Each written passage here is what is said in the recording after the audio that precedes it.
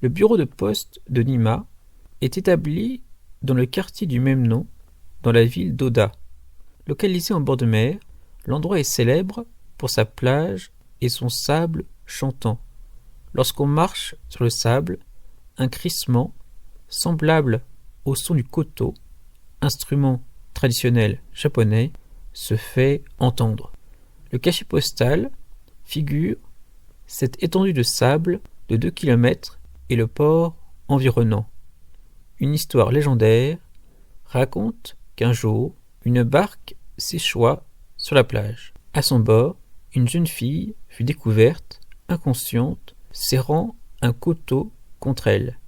Princesse du clan Taila, elle fuyait après la défaite de son clan face au clan Minamoto. Cet affrontement entre les Taila et Minamoto est compté dans l'épopée du XIIIe siècle, le dit des Heike.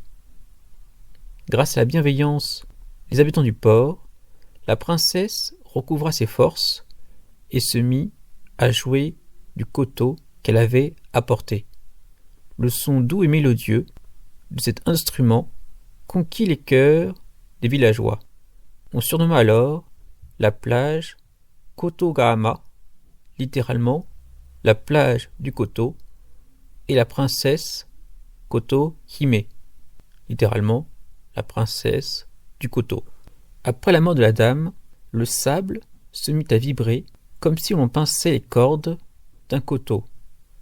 Le sable résonnant est un phénomène rare lorsque la plage est exempte de déchets et que le sable est d'une grande homogénéité. Écoutons un petit enregistrement.